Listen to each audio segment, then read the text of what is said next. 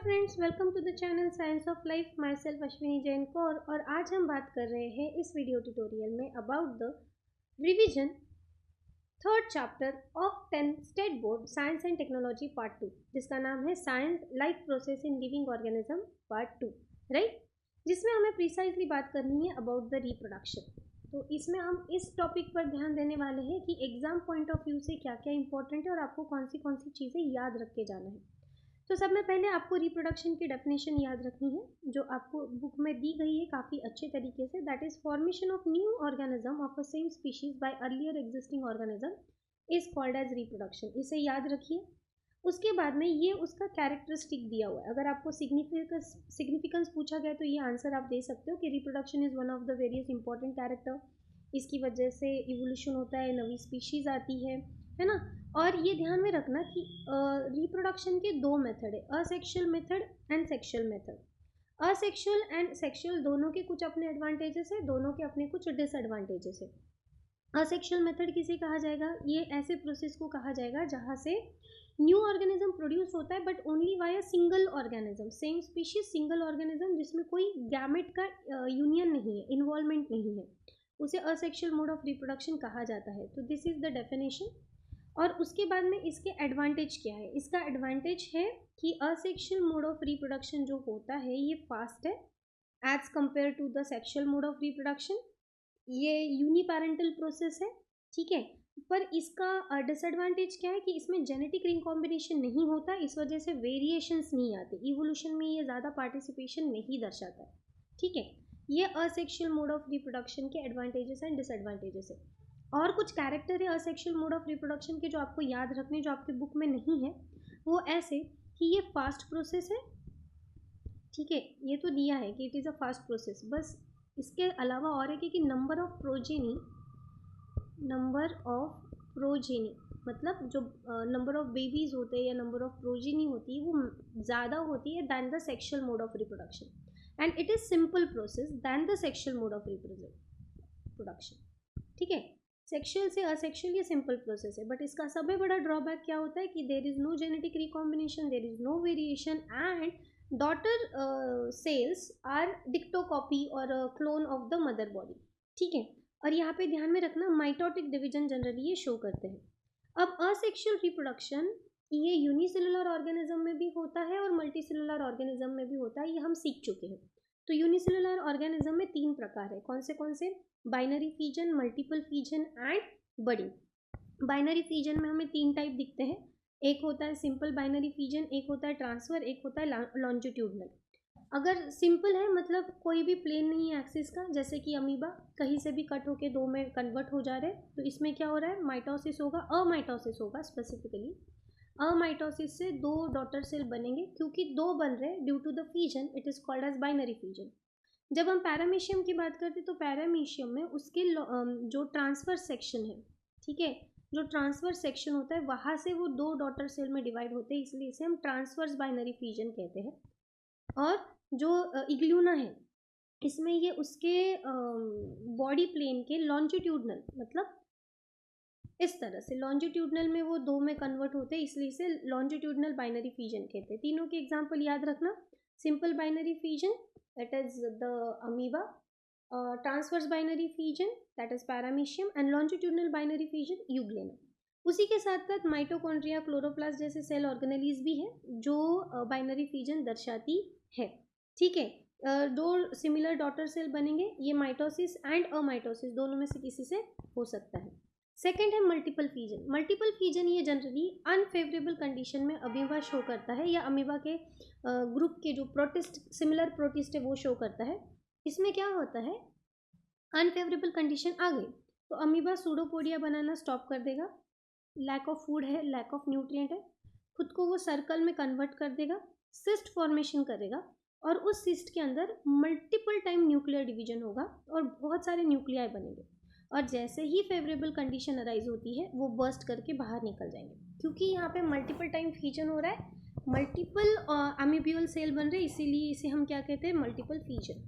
याद रखना, favourable condition में अमीबा बाइनरी फीजन शो करता है, अनफेवरेबल कंडीशन में अमीबा मल्टीपल फीजन शो करता है। फिर आती है बारी बडिंग की। इसका एग्जाम्पल है ईस्ट। इसमें क्या होता है, parent body as it is रहेगी, बट पेरेंट बॉडी के बॉडी पर एक बल्ज फॉर्मेशन होगा। वो बल्ज जो है न्यू बर्ड में कन्वर्ट होगा और इवेंचुअली वो एक पर्टिकुलर साइज तक, पर्टिकुलर डेज तक ग्रो करेगा और फ्रॉम देन द डिटैच हो जाएगा फ्रॉम द मदर्स बॉडी, ठीक है, और इंडिविजुअल ग्रो करना स्टार्ट कर देगा। This is the budding. तो तीन कौन से असेक्सुअल मोड ऑफ रिप्रोडक्शन हमने देखे इन unicellular organism, simple binary fission, multiple binary fission and budding. इसे ध्यान रखिए विद एग्जाम्पल।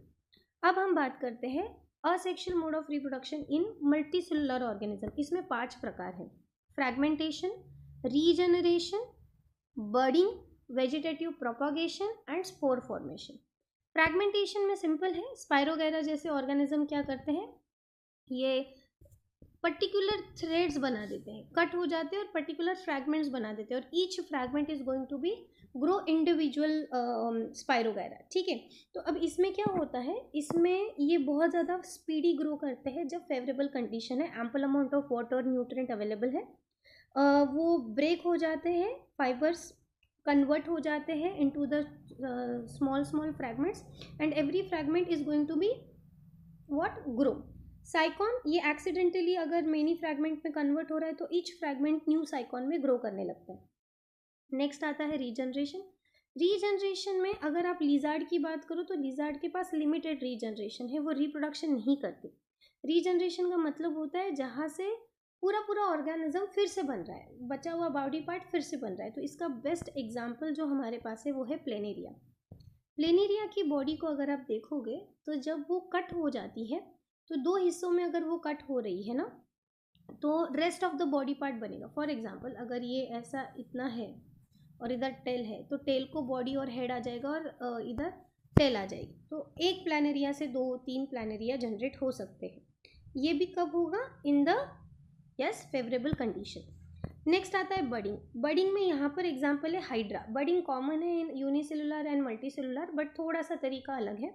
हाइड्रा में बेबी बर्ड फॉर्मेशन होता है मदर बॉडी पे, जो मदर बॉडी का इपिडर्मिस है, लाइक पैरेन्काइमल सेल जो होती है उस सेल पर वो ग्रो करेंगे और उसके वहाँ से वो एक पर्टिकुलर लेंथ तक ग्रो करेंगे और then it will get detach from the body. Hydra ये एक प्लांट है या एनिमल है, इट्स एन एनिमल स्पीशीज। हाँ, हाइड्रा ये एक एनिमल स्पीशीज है, ये प्लांट नहीं है। जस्ट बिकॉज उसका कलर ग्रीन है और उसे हाइड्रा बोला जाता है, वो प्लांट नहीं है, ये एनिमल स्पीशीज है। उसकी जो डर्मल लेयर होती है वहाँ पर जो डाइजेस्टिव कैविटी होती है वहाँ से बर्ड बाहर निकलता है और उस बर्ड को ग्रोथ होने के बाद वो डिटैच होता है फ्रॉम द पेरेंट बॉडी, ठीक है। उसके बाद में आता है वेजिटेटिव प्रोपगेशन। वेजिटेटिव प्रोपगेशन जो है, इसमें vegetative parts of the plant जैसे कि रूट, शूट, लीफ, बर्ड, इन्हें वेजिटेटिव पार्ट कहा जाता है और इससे अगर होल ऑर्गेनिज्म बन रहा है, इससे अगर रिप्रोडक्शन हो रहा है तो उसे हम कहते हैं वेजिटेटिव रिप्रोडक्शन या vegetative propagation. Generally vegetative propagation अगर हम कहें स्टेम, तो उसका बेस्ट एग्जाम्पल है हमारे पास पोटैटोस। पोटैटोस पर जो आइज प्रेजेंट होती है उस पे से बनता है। रूट की बात करें तो स्वीट पोटैटोज है। लीफ की बात करें तो ब्रायोफाइलम है। ब्रायोफाइलम जिसे मराठी में पान फूटी भी कहा जाता है, ये इसके पत्ते भी ज़मीन में लगा दिए जाए तो वो ग्रो करते हैं। तो these are the asexual mode of reproduction. उसके बाद में बारी आती है स्पोर फॉर्मेशन की। स्पोर्स आर द डॉर्मेंट मतलब ऐसे रेजिस्टेंट ऐसे स्ट्रक्चर होते हैं जो extreme temperature, extreme pH, harsh condition जो होती है उसमें वो सस्टेन कर सकते हैं और जब उनको वार्म एंड मॉइस्ट स्पेस मिलती है तब वो ग्रो करना स्टार्ट कर देते हैं। जनरली फंगस जो है, फंगाई लाइक म्यूकर, इनकी फिलामेंटस बॉडी होती है and they show the spore formation. But spore formation सिर्फ यहाँ तक ही सीमित नहीं है। 9th स्टैंडर्ड में हमने चैप्टर सीखा था क्लासिफिकेशन ऑफ प्लांट, जिसमें आपने देखा था कि bryophyta and pteridophyta, specifically pteridophyta जो है ये स्पोर फॉर्मेशन करते हैं। ब्रायोफाइटा के पास भी कैप्सूल होते हैं और वो स्पोर फॉर्मेशन करते हैं और फेवरेबल कंडीशन में वो स्पोर्स जर्मिनेट होते हैं, ठीक है। तो यहाँ पे हमने असेक्सुअल मोड ऑफ रिप्रोडक्शन समझ कर लिया कि असेक्सुअल मोड ऑफ रिप्रोडक्शन में यूनिसेलुलर ऑर्गेनिज्म में 3 प्रकार हैं, 3 मेथड्स हैं, that is the binary fission, multiple fission and budding. Binary fission में फर्दर 3 टाइप आ जाते हैं। Simple binary fission, example amoeba. Longitudinal binary fission example euglena, transverse binary fission example paramecium, multiple fission ये unfavourable condition में होता है via amoeba and similar protist, and budding होता है via east. In multicellular organism asexual mode of reproduction के 5 different methods है such as fragmentation, regeneration, spore formation, vegetative propagation and budding. अगर fragmentation के तो इसका एग्जाम्पल है स्पायरोगायरा, रीजनरेशन का एग्जाम्पल है प्लेनरिया, बडिंग का एग्जाम्पल है हाइड्रा, स्पोर फॉर्मेशन का एग्जाम्पल है फंगाई, एंड वेजिटेटिव प्रोपोगेशन में स्टेम से potato, sweet root, bryophyllum and so on.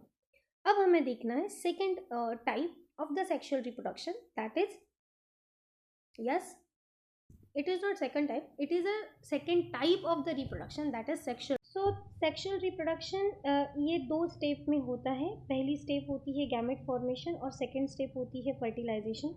चाहे सेक्सुअल रिप्रोडक्शन ये एनिमल में हो रहा हो या प्लांट में हो रहा हो, हायर ऑर्गेनिज्म में हो रहा हो या लोअर ऑर्गेनिज्म में हो रहे हो, इट डजेंट मैटर। मैटर क्या करता है कि दो स्टेज यहाँ पर इंपॉर्टेंट होती है। पहली स्टेज है gamete formation and second stage होती है फर्टिलाइजेशन। गैमेट फॉर्मेशन की जो स्टेज होती है ये हम ऑलरेडी हमारे सेकेंड चैप्टर में सीख चुके हैं, प्रीवियस वीडियो में देख चुके हैं, जिसमें हमने मियोसिस की बात की थी कि मियोसिस के through half set of chromosome daughter cell के पास भेजे जाते हैं और इससे गैमेट फॉर्मेशन होता है, राइट। सो गैमेट फॉर्मेशन, अब यहाँ पर समझ कर लीजिए प्लांट के गैमेट और एनिमल के गैमेट में थोड़ा सा नाम में फ़र्क है, उनके स्ट्रक्चर में भी ऑफकोर्स फ़र्क रहेगा because they both are different species. So plant में मेल गैमेट को कहा जाता है पोलन ग्रेन, ठीक है, और ह्यूमन में कहा जाता है sperm. Pollen grain in the plant and human में स्पर्म। और अगर हम बात करेंगे फीमेल गैमेट की, तो चाहे मेल मतलब चाहे वो प्लांट हो या चाहे वो एनिमल हो, ह्यूमन हो, उसे कहा जाएगा एग, ओवा या ओव, ठीक है। सो अभी यहाँ पे देखो गैमेट फॉर्मेशन ये वेरी फर्स्ट स्टेज है जो होगी in the plants also and always as well as in the animal also. Second step आ जाती है फर्टिलाइजेशन की। फर्टिलाइजेशन का मतलब होता है union of two haploid gamete. जब haploid male and haploid female gamete combine हो जाते हैं, फ्यूज हो जाते हैं, यूनियन कर लेते हैं, तब डिप्लॉइड जाइगोट बनता है। और जैसे ही जाइगोट बनता है वो इमीडिएटली माइटोसिस करना स्टार्ट कर देता है। So the embryo develops to form a new individual. दो parent, male parent and female parent involve होते हैं in sexual mode of reproduction में। Fusion of male and female gamete होना है। यहाँ पर due to this new individual जो है हमेशा रिकम्बाइंड होता है दोनों पेरेंट की जीन से, इसलिए इंडिविजुअल सिमिलरिटी तो शो करता है बट एग्जैक्ट कॉपी नहीं होता है। इसलिए डाइवर्सिटी लिविंग ऑर्गेनिज्म में आती है, जेनेटिक वेरिएशन आता है और ये इवोल्यूशन को हेल्प करता है, एग्जिस्टेंस को हेल्प करता है, और यही सब में बड़ा एडवांटेज है सेक्सुअल रिप्रोडक्शन का।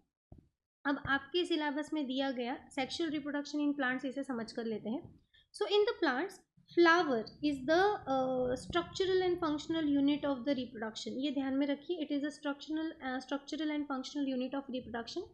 Mail flower and female flower हो सकते हैं, बाइसेक्सुअल फ्लावर भी हो सकते हैं। Male plant and female plant किस पे डिपेंड करता है कि which kind of flower that plant is bearing. Okay, so basically flowers जो है ये 4 तरह के वर्ल से बनते हैं, ये ध्यान रखिए, इस पे क्वेश्चंस आते हैं। तो calyx, Corolla, androecium and gynoecium, these 4 whorls are present. Calyx, corolla, androecium, gynoecium. Calyx, that is the sepal, corolla, that is the petal, androecium male reproductive organs and gynoecium female reproductive organs. ये sequence से arrange है from outside to inside. जैसे आप देखो कि calyx green colour part होता है, Corolla petal से जो ब्राइट इन कलर होते हैं ताकि वो इंसेक्ट्स को, बर्ड्स को अट्रैक्ट कर सके फॉर द पॉलिनेशन। उसके बाद में this one anther and the filament ये आ जाता है एंड्रोशियम का part, and stigma style ovary ये वाला पार्ट आ जाता है गाइनोशियम का पार्ट। अब जो ऑर्गेनिज्म या जो प्लांट जिसके फ्लावर के पास चारों की चारों वर्ल्स प्रेजेंट है, अब ये चारों वर्ल्स को डिवाइड किया गया है 2 सेगमेंट में, essential whorls and the accessory whorls. Essential whorls androecium and gynoecium because they are performing the function of reproduction, and accessory whorl that is calyx and corolla, they are helping the function of reproduction, ठीक है। अब ये ध्यान में रखना, members of corolla are called as petal, members of calyx are called as sepals, ये ध्यान में रखना, ये आपको याद रखना है। जिन फ्लावर के पास एंड्रोशियम एंड गाइनोशियम दोनों प्रेजेंट होता है उन्हें बाइसेक्सुअल फ्लावर कहा जाता है, और जिनके पास, जैसे कि हिबिस्कस, जिनके पास one of the essential whorl है एंड्रोशियम या गाइनोशियम, उन्हें यूनिसेक्सुअल फ्लावर कहा जाता है। ओके, फॉर एग्जाम्पल पपाया और कुकुम्बर और वाटरमेलन, चिलीज, सोवार। कुछ बहुत सारे ऐसे फ्लावर्स होते हैं जिन्हें स्टॉक प्रेजेंट होता है, उन्हें हम पेडिकल कहते हैं। तो ऐसे फ्लावर्स को पेडिकुलेट फ्लावर कहा जाता है, और जिनके पास पेडिकल नहीं है, ऐसा स्टॉक नहीं है, उसे सेसाइल फ्लावर कहा जाता है। एंड्रोशियम के मेंबर्स को स्टेमन कहा जाता है और गाइनोशियम के मेंबर्स को कार्पल्स कहा जाता है। ठीक है, और ये ध्यान में रखना, ओवरी ये बेस में प्रेजेंट होती है, वो कार्पल के बेस में प्रेजेंट रहेगी, एक हॉलो ट्यूब रहेगी जिसे स्टाइल कहा जाएगा, और ऊपर एक स्टिकी टिप होता है जिसे स्टिग्मा कहा जाता है। स्टिग्मा ये फैसिलिट करती है chemotaxis movement in between the pollen grain, ताकि पोलन ट्यूब बन सके और वो रास्ता दे सके from the style to the pollen grain, pollen tube में से पोलन ग्रेन को ट्रैवल करने में मदद कर सकते हैं टूवर्ड्स द ओव्यूल। ओव्यूल ये एम्ब्रियो सैक में प्रेजेंट होता है, और उसमें जो ओव्यूल है उसमें बहुत सारे, like each ovule is consisting 7 cell, एक न्यूक्लिएटेड स्टेज, जो रिप्रोडक्शन में हेल्प करते हैं, फीमेल गैमेट का काम करते हैं। अब होता क्या है, अगर हम प्लांट में फर्टिलाइजेशन की बात करें तो it is called as double fertilization. क्यों इसे डबल फर्टिलाइजेशन कहते हैं, ये अब हम समझ कर लेंगे। जब सेम स्पीशीज़ का पोलन ग्रेन यहाँ पर स्टिग्मा पर अटैच होता है तो केमिकल इंटरैक्शंस होते हैं, जिसकी वजह से पोलन ट्यूब फॉर्मेशन होती है। पोलन ट्यूब फॉर्मेशन होने की वजह से दो पोलन ग्रेन यानी दो मेल गैमेटोफाइट नीचे रोल डाउन करके ओव्यूल में जाते हैं। और जब आप इस ओव्यूल के स्ट्रक्चर को देखोगे, मैंने कहा it is a 7 sailed 8 nucleated structure होता है, और ये सारे की सारे गैमेटिक सेल से ही बने हुए हैं, like 2 synergids, 1 egg cell, 2 antipodals. Okay, उसके बाद में ये न्यूक्लियर पोलर, ये सारे क्या है, गैमेटिक सेल से ही बने हुए हैं। Everyone is in haploid stage. बस ये जो पोलर न्यूक्लियर होता है इसमें दो तो ये जो पोलर बॉडी होती है ना सेंटर में, इसके पास दो न्यूक्लियाई प्रेजेंट होते हैं। अब देखो, इसे डबल फर्टिलाइजेशन कहने के रीज़न क्या है। दो मेल न्यूक्लियाई जो है वो ट्रैवल करते हैं, ओव्यूल तक पहुंचते हैं, एक एग को फर्टिलाइज करता है और वो आगे बना देता है उसे एम्ब्रियो। ठीक है, और दूसरा जो है वो फ्यूज होता है विद द पोलर न्यूक्लियाई और इसे बना देता है endosperm. Endosperm it is a reservoir जो फूड वगैरह स्टोर करके रखते हैं, ताकि जर्मिनेशन के दौरान सीड को जर्मिनेट करने में जो न्यूट्रिशन चाहिए वो प्रोवाइड कर सके। अब ये ध्यान में रखना, जैसे अगर आप मेज़ का देखोगे तो यहाँ पर आपको हल्का सा वाइट कलर दिखता है और यहाँ पे डार्क येलो कलर दिखाई देता है, तो ये एम्ब्रियो और ये एंडोस्पर्म है। ठीक है, सो यहाँ पर दो बार यूनियन ऑफ गैमेट्स हो रहा है, लाइक एक बार एग के साथ, एक बार पोलर न्यूक्लियाई के साथ। इस वजह से इसे कहा जाता है डबल फर्टिलाइजेशन। इसे अच्छे से याद रखना, डबल फर्टिलाइजेशन पे क्वेश्चंस आते हैं, और ये डायग्राम आपको दी जा सकती है एक्टिविटी बेस्ड क्वेश्चन पर। ठीक है, फिर आती है बारी पॉलिनेशन की। जब पॉलिनेशन इन्वॉल्व होता है तो एक ही फ्लावर या 2 flower born on a same plant खुद से ही खुद को अगर पॉलिनेशन करवा रहे तो इसे सेल्फ पॉलिनेशन कहा जाता है। पॉलिनेशन जनरली उसे कहा जाता है जिसमें डिस्पर्सल ऑफ पोलन ग्रेन्स होगा। ये बायोटिक एंड अबायोटिक फैक्टर हो सकता है।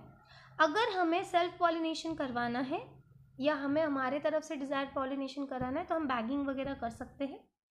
नेक्स्ट पार्ट आ जाता है हमारे प्लांट के रिप्रोडक्शन में, that is the germination. Germination का मतलब होता है जब सीड जो है फेवरेबल कंडीशन में जर्मिनेट करते हैं और उससे रेडिकल और प्यूम्यूल स्टार्ट होते हैं फॉर्म होना, फिर कॉटिलिडॉन फॉर्म हो गए, फिर प्राइमरी लीव्स फॉर्म हो गए, और फिर जो सीडलिंग है वो हमें दिखेगा।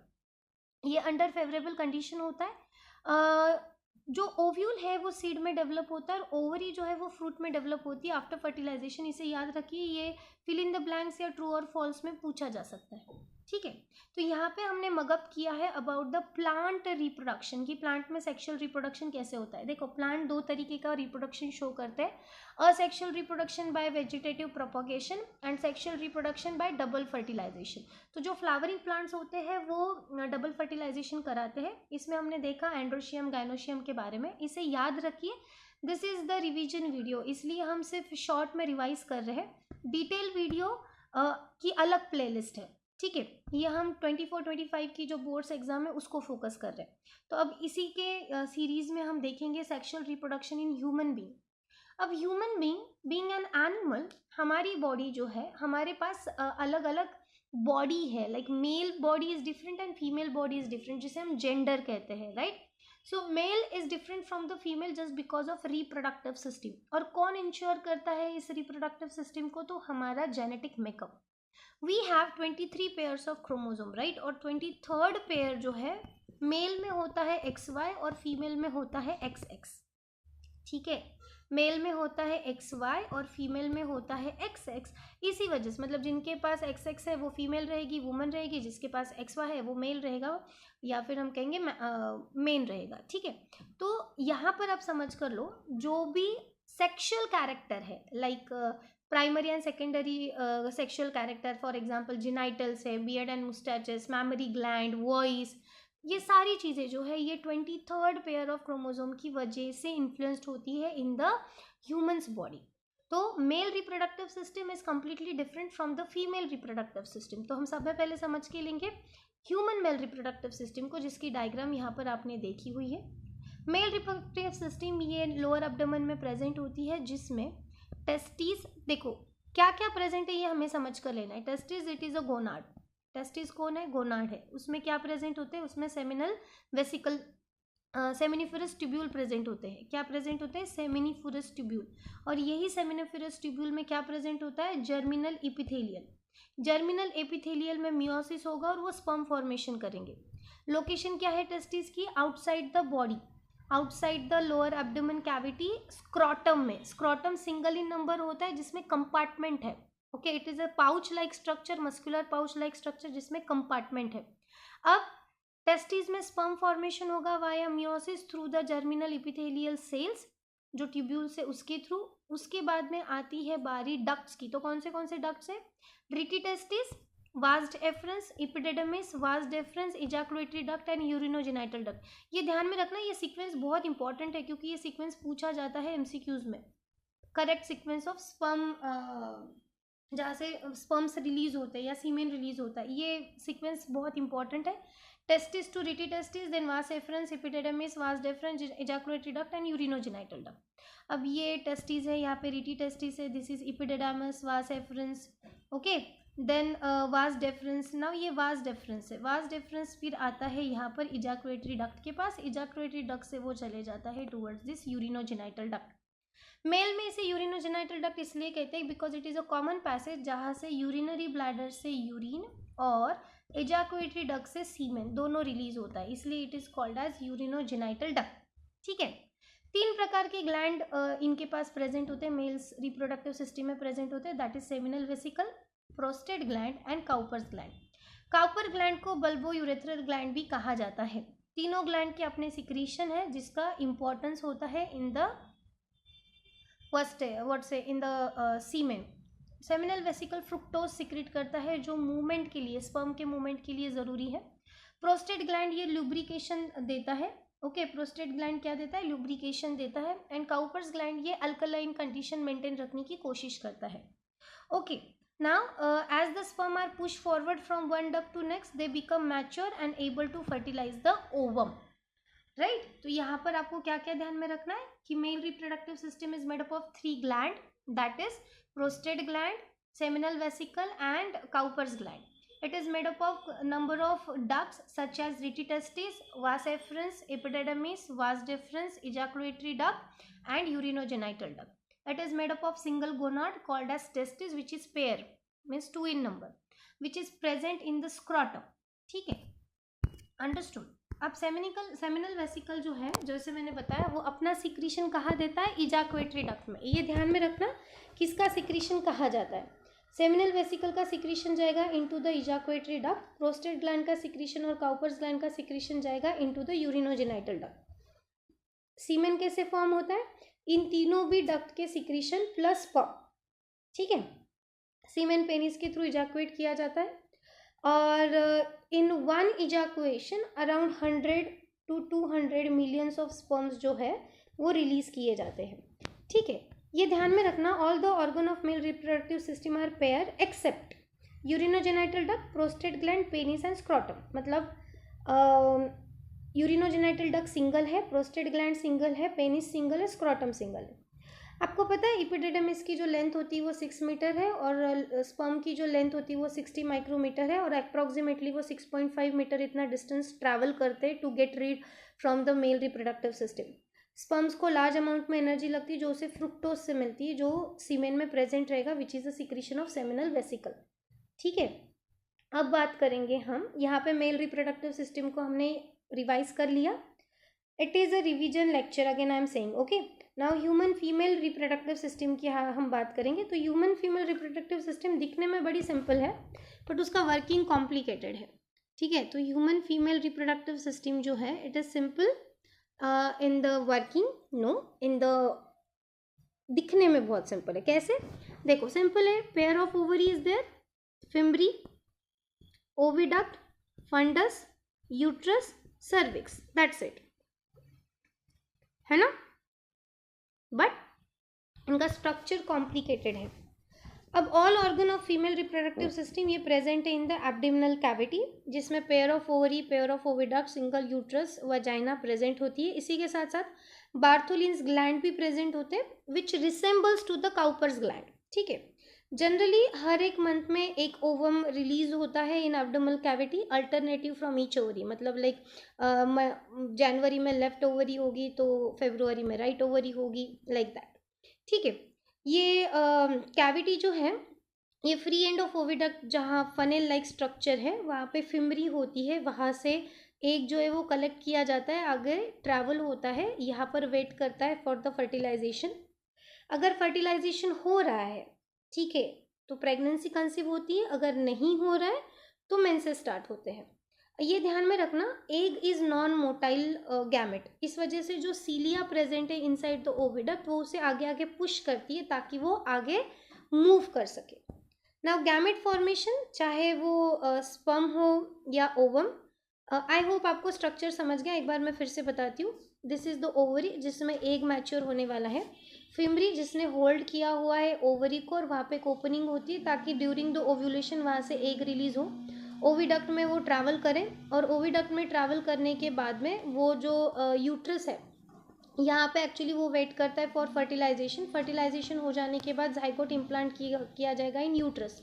यूट्रस की जो वॉल होती है इसके 3 लेयर्स होते हैं, एंडोमेट्रियम, मीजोमेट्रियम, एक्टोमेट्रियम। तो जो एंडोमेट्रियम वॉल है, इनर मोस्ट वॉल है, इसमें बहुत सारे चेंजेस होते हैं ड्यूरिंग द मेंस्ट्रुअल साइकिल। ठीक है, जिसे हम मेंस्ट्रुअल साइकिल में समझ कर लेंगे।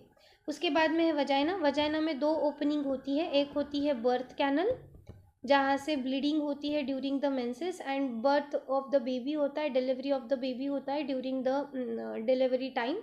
और दूसरा जो है वो होती है यूरेथ्रा जहाँ से यूरिन पैसेज होता है। जैसे मेल में यूरिनोजेनाइटल डक्ट है वैसे फीमेल में नहीं है, फीमेल में बोथ डक्ट्स आर डिफरेंट। यहाँ पे ही बार्टोलिन्स ग्लैंड प्रेजेंट होते हैं जो ल्यूब्रिकेशन का काम करते हैं, पीएच मैनेज करने का काम करते हैं। It is resemble to the Cowper's gland of the male reproductive system. ठीक है, अब गैमेट फॉर्मेशन हम देखें तो बहुत गैमेट स्पर्म एंड ओवम ये मियोसिस से फॉर्म होते हैं। स्पर्म्स जो है वो मेन के टेस्टिस में फॉर्म होते हैं जब प्यूबर्टी हिट करती है और टिल डेथ, मरने तक वो फॉर्म होते हैं। बट वुमन के केस में ऐसा नहीं है। वुमन के केस में बर्थ के समय पे ही 2 से 4 मिलियन यानी 20 से 40 लाख इमेच्योर oocyte जो है ओवरीज में आ जाते हैं। जब तक डिलीवरी होती है तब तक उनमें से काफ़ी कम हो जाते हैं और जब तक प्यूबर्टी हिट होती है तब तक वो 40,000 तक आ जाते हैं।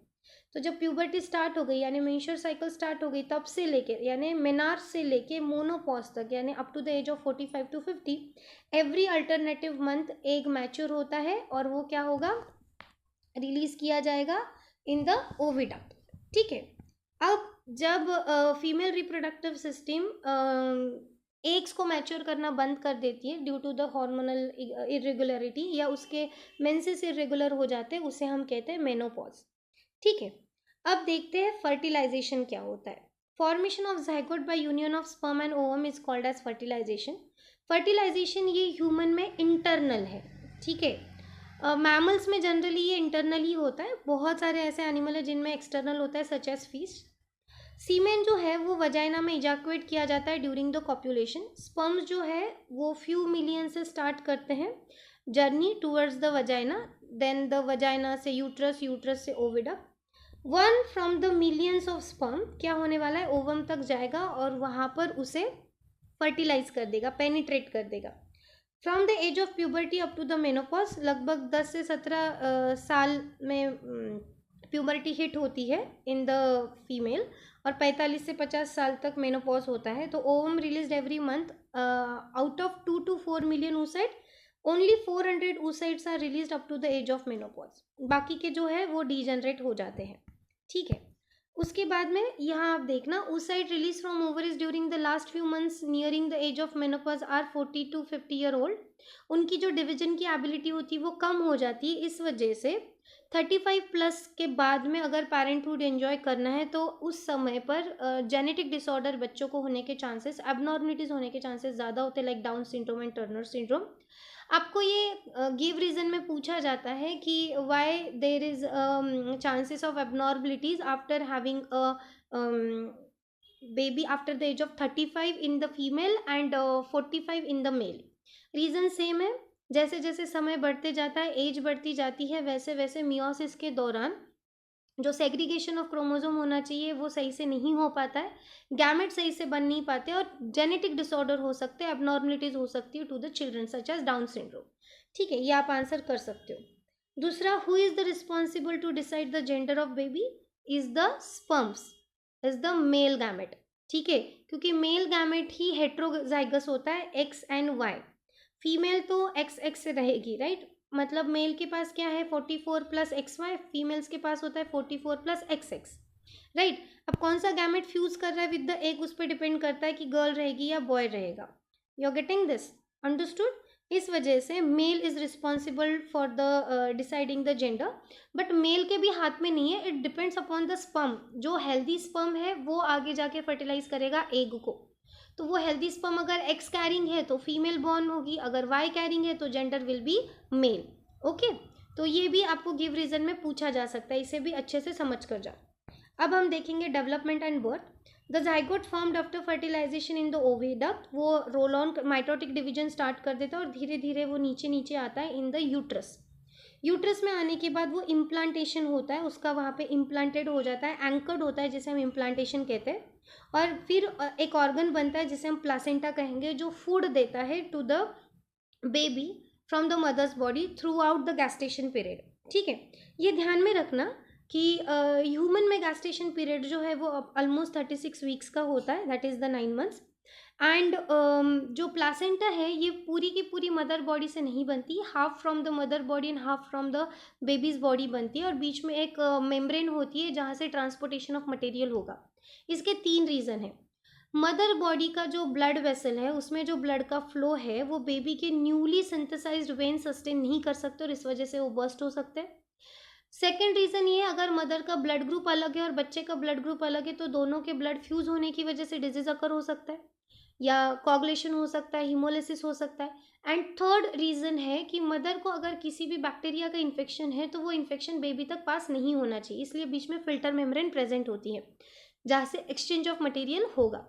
ठीक है, अब ये ध्यान में रखना, ये मैं हमेशा अभी भी बोल चुकी हूँ आपको कि ये आपको गिव रीजन में पूछा जा सकता है। Always remember the man is totally responsible whether the couple will have a boy और अ गर्ल चाइल्ड, ये ध्यान में रखना। ठीक है, ये गिव रीजन में पूछा जाता है, बट एक्चुअली देखा जाए तो मैन के विल में नहीं है।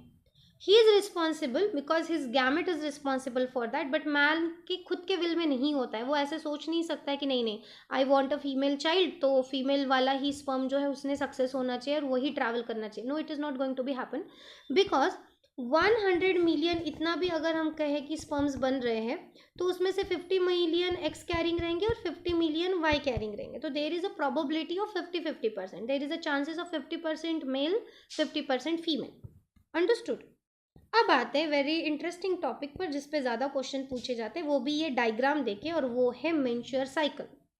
फीमेल रिप्रोडक्टिव सिस्टम कुछ चेंजेस में जाती है ड्यूरिंग द प्यूबर्टी, और उन चेंजेस का जो रिपीटेशन होता है वो आफ्टर 28 to 30 डेज होता है, और इसी रिपीटेटिव चेंजेस को हम मेंस्ट्रुअल साइकिल कहते हैं। दिस इज द डेफिनेशन, और इसको अच्छे से लर्न करके जाओ।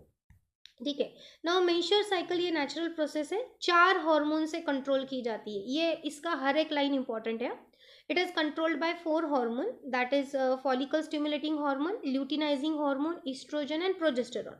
Follicle stimulating hormone that is FSH and luteinising hormone that is LH ये सीक्रेट किया जाता है बाय पिट्यूटरी ग्लैंड, और प्रोजेस्टेरॉन एंड एस्ट्रोजन ये सीक्रेट किया जाता है बाय दी ओवरी। ठीक है, आपको MCQ में पूछा जा सकता है hormone secreted by the ovaries are, ऐसे। नाउ एंडोमेट्रियम जो है यूट्रस का, उसमें चेंजेस होते हैं ड्यूरिंग फर्स्ट साइकिल, नहीं होते बट सेकेंड साइकिल से इसमें काफ़ी सारे चेंजेस होना स्टार्ट होता है। तो हम सिंपल वे में देखेंगे कि एग्जैक्टली होता क्या है। शुरुआत कैसे होती है? Pituitary gland at the puberty follicle stimulating hormone को रिलीज करेगी। फॉलिकल स्टिमुलेटिंग हार्मोन रिलीज होने की वजह से वो वन ऑफ द ओवरी को क्या करेगा? स्टिमुलेट करेगा। वो वन ऑफ द ओवरी को स्टिमुलेट करेगा तो उसमें जो ओवरी है उसमें एग जो है वो मैच्योर होना स्टार्ट कर देगा, लाइक दिस। ये मैच्योरेशन फेज उसमें आना स्टार्ट हो जाएगा। मैच्योरिंग एग जो है उसे हम फॉलिकल कहते हैं। क्या कहेंगे हम उसे? फॉलिकल। तो मैच्योरिंग फॉलिकल जो है वो किसे सीक्रेट करता है? वो एस्ट्रोजन को सीक्रेट करता है। Look here, you can observe. पहले मेंस्ट्रुअल साइकिल में वो एंडोमेट्रियम वॉल को एज इट इज रहने देता है, बट सेकेंड मेंस्ट्रुअल साइकिल से रप्चर हुए हुए एंडोमेट्रियम वॉल को वो रीसिंथेसाइज करता है। कौन? एस्ट्रोजन। रीसिंथेसाइजिंग का काम चल रहा है। इवेंचुअली फॉलिकल फुल्ली ग्रो हो जाता है। फुल्ली ग्रो होने के बाद उसे हम कहते हैं ग्राफियन फॉलिकल। ग्राफियन फॉलिकल बन गया कि पिट्यूटरी ग्लैंड फिर से सेकेंड हार्मोन सीक्रेट कर देती है जिसे हम कहते हैं ल्यूटिनाइजिंग हार्मोन। ल्यूटिनाइजिंग हार्मोन की वजह से ग्राफियन फॉलिकल में से एक बाहर रिलीज हो जाता है और उस प्रोसीजर को हम कहते हैं ovulation. Bursting of the bursting of the follicle due to influence और stimulation of luteinising hormone is called as ovulation. ठीक है, उस साइड रिलीज हो गया, उसको फिमरी ने कैच कर लिया, वो ओविडक्ट में ट्रैवल कर रहा है और इस्थामस पे जाके वेट कर रहा है। अब जो ये बचा हुआ हिस्सा है, ये जो बचा हुआ हिस्सा है एग का, फॉलिकल का, उसे हम कहेंगे कॉर्पस ल्यूटियम, जो येलो कलर बॉडी होती है। और वो किसे सीक्रेट कर रहा है? प्रोजेस्टेरॉन को। तो प्रोजेस्टेरॉन और एस्ट्रोजन दोनों मिलके एंडोमेट्रियम वॉल के थिकनेस को मेंटेन रख रहे हैं और उन्हें रेडी रख रहे हैं, किस लिए? इम्प्लांटेशन के लिए। अब मान लेते हैं कि उस समय अगर कॉप्युलेशन हो गया और जाइगोट फॉर्म हो गया, तो जाइगोट का कन्वर्जन होगा into the embryo, embryo roll down करेगा, यूट्रस में आएगा और इम्प्लांटेड हो जाएगा, और 9 months of the gestation period क्या होने वाला है? वहां पर बेबी ग्रो करेगा। बट अगर ऐसा नहीं हुआ, ओव्यूलेशन होने के विद इन 24 आवर्स तक अगर कॉप्युलेशन नहीं हुआ और स्पर्म्स नहीं आए और फर्टिलाइजेशन नहीं हुआ, तो ओविडक्ट के अंदर ही एक डी जनरेट होता है। जैसे ही एक डी जनरेट हो जाता है, कॉर्पस ल्यूटियम बन जाएगा कॉर्पस एल्बिकन। कॉर्पस एल्बिकन क्या करेगा? It is a white colour body, और वो प्रोजेस्टेरॉन को सीक्रेट नहीं कर सकता। वो प्रोजेस्टेरॉन को सीक्रेट नहीं कर रहा है, इसलिए देर is a sudden concentration down into the progesterone और एस्ट्रोजन। अचानक से प्रोजेस्टेरॉन एस्ट्रोजन का लेवल कम हो जाने की वजह से क्या होगा? जो एंडोमेट्रियम वॉल है वो रप्चर हो जाएगी। रप्चरिंग ऑफ एंडोमेट्रियम वॉल की वजह से क्या होगा? ब्लीडिंग फेज स्टार्ट हो जाएगी। Again it will start next menstrual cycle. फिर ब्लीडिंग फेज लास्ट करेंगी 5 to 7 days। अगेन फिर से क्या होगा? फॉलिकल स्टिमुलेटिंग हार्मोन रिलीज होगा, वो एग को मैच्योर करने लगेगा। मैच्योरिंग एग फिर से क्या करेगी? रिलीज करेगी एस्ट्रोजन को। Estrogen resynthesis of the endometrium wall करेगा, फिर और LH की वजह से ओव्यूलेशन होगा, एग वेट करेगा, कॉर्पस ल्यूटियम बन जाएगा। कॉर्पस ल्यूटियम प्रोजेस्टेरॉन देगा, फर्टिलाइजेशन नहीं हुआ तो एक डी जनरेट होगा and cycle repeats and repeats and repeats. ये कब तक होगा? जब तक प्रेगनेंसी कंसीव ना हो। प्रेगनेंसी कंसीव हो जाने के बाद में मेंस्ट्रुअल साइकिल पॉज होती है। टेम्पररीली ये पॉज होती है जब तक डिलीवरी ना हो जाए, और डिलीवरी के बाद में भी ब्लीडिंग होती है, लगभग 10-12 दिन ब्लीडिंग होती है, बट मेंस्ट्रुअल साइकिल रिज्यूम नहीं होते, क्योंकि लैक्टेटिंग मदर, मतलब जो बेबी को दूध पिला रही है, ब्रेस्ट फीड कर रही है, ऐसे मदर में FSH का सिक्रीशन कम हो जाता है।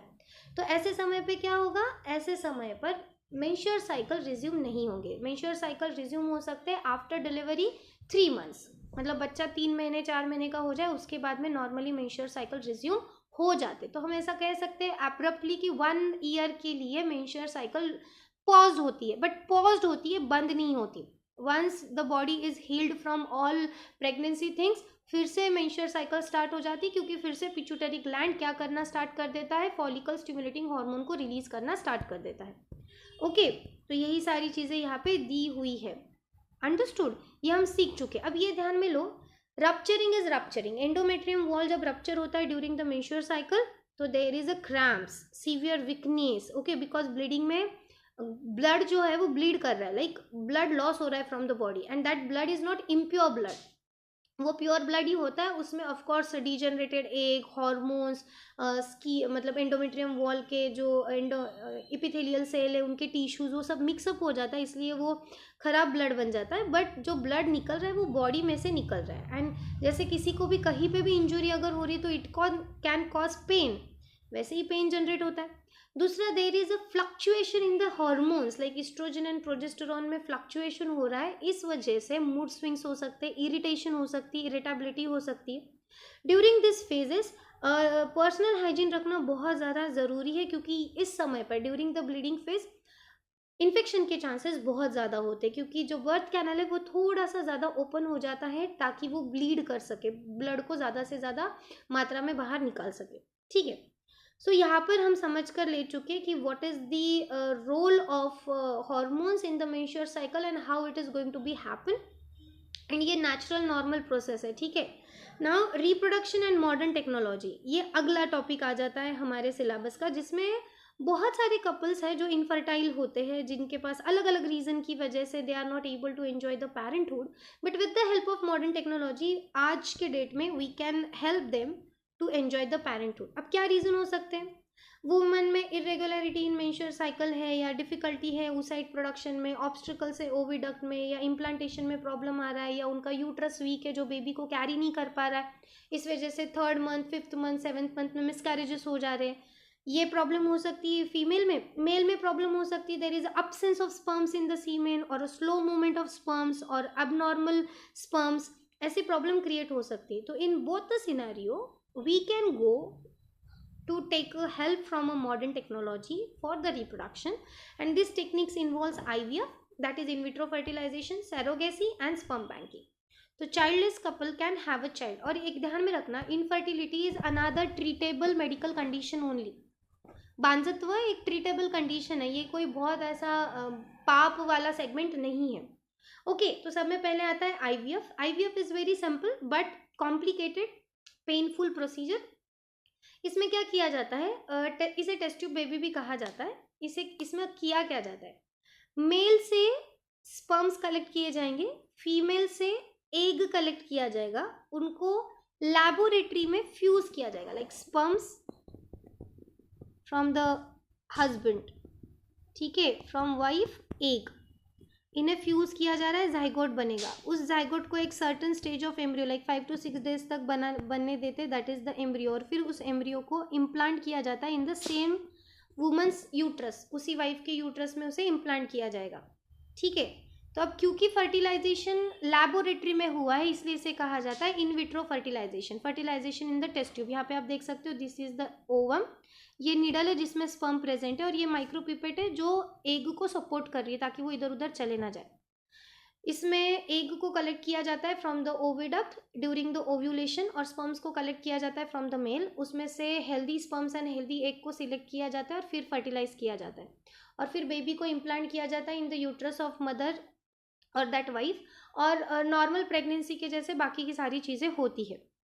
अब सैरोगेसी में क्या होता है, कुछ वुमन को प्रॉब्लम है इम्प्लांटेशन में ही, यूट्रस में प्रॉब्लम है, तो यहाँ पे बाकी की सारी चीज़ें सेम होगी, like egg will get collected from the wife, sperm will get collected from the husband, और एम्ब्रियो जनरेट होगा, बट इस एम्ब्रियो को वाइफ के बॉडी में ट्रांसफ़र नहीं करेंगे, उससे सैरोगेट मदर के यूट्रस में ट्रांसफ़र किया जाएगा। तो सैरोगेट मदर अपना वूम रेंट पर दे रही है फॉर 9 months, ताकि वो क्या कर सके, बेबी वहाँ पे ग्रो हो सके। ठीक है, तो इसमें ये जो सैरोगेट मदर होती है उसका कोई भी बायोलॉजिकल रिलेशनशिप नहीं होता है with the baby, biological parent वही होते हैं जिन्होंने एग और स्पर्म डोनेट किया हुआ है। ये एक लीगलाइज्ड प्रोसीजर है जिसमें मतलब लीगल तरीके से सारी चीज़ें की जाती है, डॉक्यूमेंट्री बेस्ड सारी चीज़ें की जाती है। This couple is going to take care of that surrogate mother, and surrogate mother will never claim any right on the baby afterwards. ठीक है, फिर आता है स्पर्म बैंकिंग। स्पर्म बैंकिंग ये उन लोगों के लिए जिनमें बहुत इश्यूज है स्पर्म प्रोडक्शन में, स्पर्म ही नहीं बन रहे, लो काउंट है या एनामोलीज है वगैरह वगैरह, तो ऐसे समय पे जिनके पास हेल्दी स्पर्म्स है वो स्पर्म डोनेट कर सकते हैं, जो स्पर्म बैंक में स्टोर किए जाते हैं एट -196 डिग्री सेल्सियस, मतलब लिक्विड नाइट्रोजन में उसे स्टोर किया जाएगा। तो लिक्विड नाइट्रोजन में वो स्टोर किया जाता है। बट ये ध्यान में रखना पड़ता है कि पहले हमें मेडिकल चेकअप करवाना पड़ता है, फिजिकल एंड मेडिकल चेकअप करवाना पड़ता है बिफोर कलेक्टिंग द स्पर्म, और उसके बाद में उस स्पर्म का भी एनालिसिस होता है कि वो हेल्दी है या नहीं, और फिर उसे स्टोर किया जाता है। जिस कपल को ज़रूरत है, like male is having 0 sperm और लो स्पर्म काउंट, उसमें स्पर्म डोनर से स्पर्म लिए जा सकते हैं। ये ध्यान में रखना, स्पर्म किसे डोनेट किए गए हैं और किससे स्पर्म लिए गए हैं ये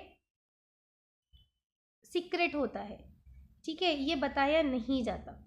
बाकी आईवीएफ की प्रोसीजर रहेगी, नीडफुल कपल से, वुमन से एग लिया जाएगा, स्पर्म बैंक में से स्पर्म लिया जाएगा, फर्टिलाइज किया जाएगा, एम्ब्रियो को इम्प्लांट किया जाएगा in the same women's uterus. बस ये होता है कि स्पर्म्स जो है वो किसी अननोन पर्सन के, ये ध्यान रखना, सीमेन डोनर का नाम स्ट्रिक्टली सीक्रेट किया जाता है और ये लॉ है। अंडरस्टूड? आई होप आप लोगों को मॉडर्न टेक्नोलॉजीज भी समझ में आ गई होगी। अब आती है बारी ट्विंस की।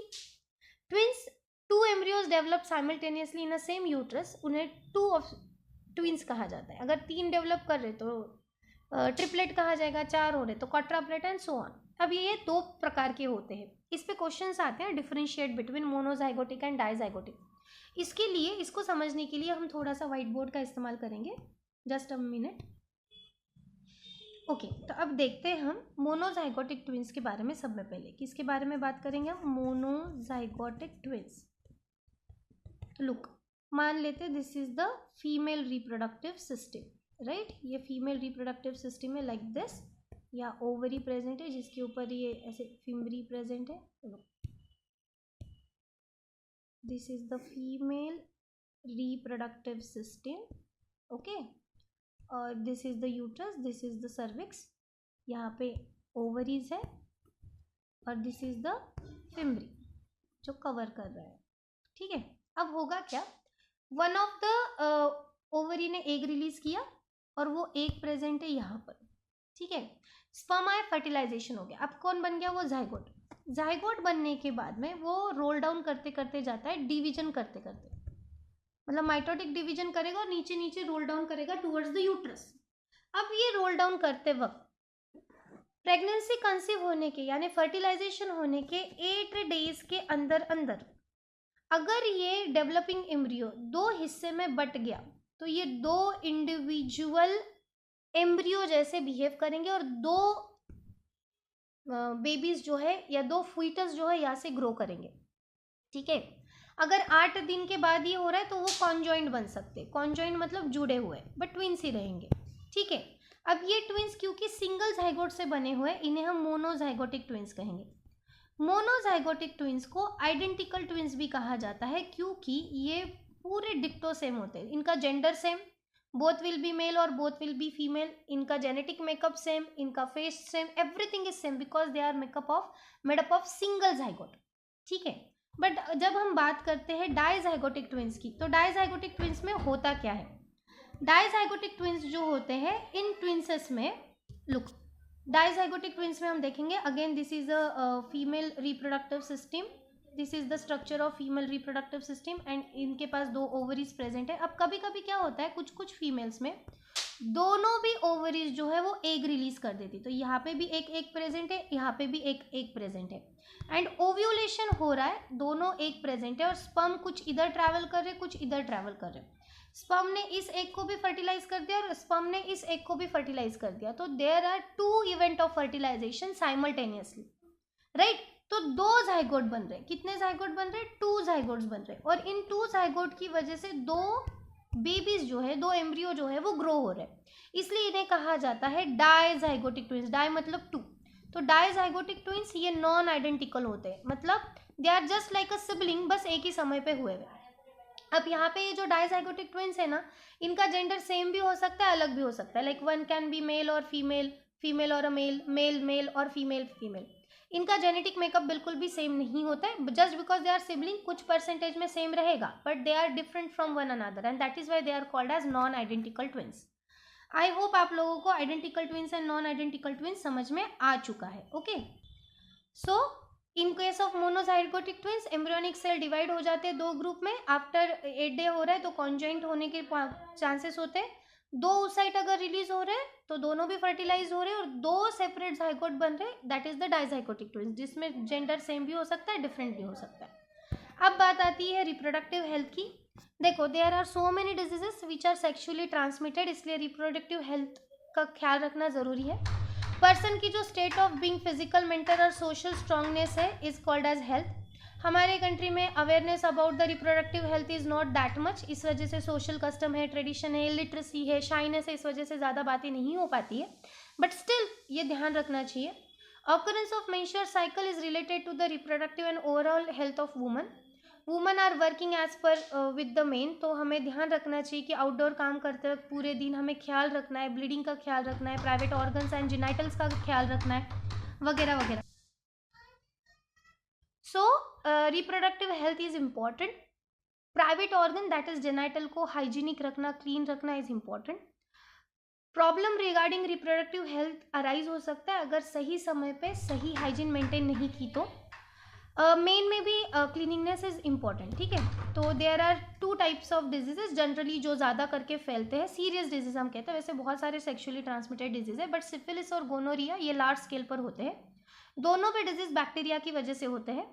अब पैचेस आना वेरियस पार्ट पर बॉडी के, जिनाइटल्स पे, रैश होना, फीवर होना, इन्फ्लामेशन ऑफ जॉइंट होना, एलोपेक्सिया होना, ये कैरेक्टर्स और सिम्टम्स है सिफिलिस के। Painful and burning sensation during the urination, Ojing of पस through penis and vagina, inflammation of urinary track, anus, throat, eyes, ये सिम्टम्स है गोनोरिया के। सिम्टम्स को याद रखना, ये पूछा जाता है इन द एग्जामिनेशन, ठीक है।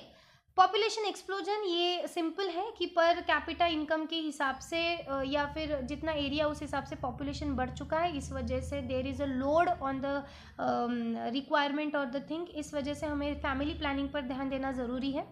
There are different centres and different programmes run by the government जो फैमिली प्लानिंग पर काम करता है, ठीक है। सो ज़्यादा करके क्वेश्चंस आपको किस चीज़ पर आ सकते हैं कि पॉपुलेशन एक्सप्लोजन पर आपका क्या ओपिनियन है, what are the symptoms of the syphilis and gonorrhoea, उसके बाद में difference between monozygotic and dizygotic twins, उसके बाद में गिव रीज़न आ सकता है कि why it is necessary to use the modern technology, या फिर आपको पूछा जा सकता है मेंस्ट्रुअल साइकिल की डायग्राम देके कि इसको एक्सप्लेन करो, ऐसे बताया जा सकता है। Mail and female reproductive system की डायग्राम देके उसे लेबल करना पड़ सकता है, या फिर विद डायग्राम उसे एक्सप्लेन भी करना पड़ सकता है। डबल फर्टिलाइजेशन की बात हो सकती है इमेज देकर। Asexual mode of reproduction, unicellular and multicellular organism में उसको एक्सप्लेन कर पढ़ना सकता है। तो ये चैप्टर काफ़ी स्कोरिंग चैप्टर है, इसके ऊपर काफ़ी क्वेश्चंस आते हैं, इसका वेटेज लगभग विथ ऑप्शंस 7 to 8 जाता है। So go thoroughly with this chapter, it is a lengthy chapter, but इसे समझ कर लीजिए क्योंकि ये स्कोरिंग चैप्टर है, ठीक है। आई होप आपको ये 1 शॉट वीडियो इसका समझ में आया है। अगर आपको किसी भी प्रकार का कोई भी डाउट है तो आप कमेंट में पूछ सकते हो, जेन्युइन क्वेश्चन को आंसर करने की पूरी कोशिश की जाएगी। अब हम मिलते हैं नेक्स्ट वीडियो ट्यूटोरियल में, जिसमें हम बात करने वाले हैं हमारे इस सिलेबस के 4th चैप्टर का, दैट इज एनवायरमेंटल मैनेजमेंट। तब तक के लिए be healthy, wealthy, peaceful, study well and yes study smartly. Have a great time ahead. Bye bye class, मिलते हैं नेक्स्ट वीडियो ट्यूटोरियल।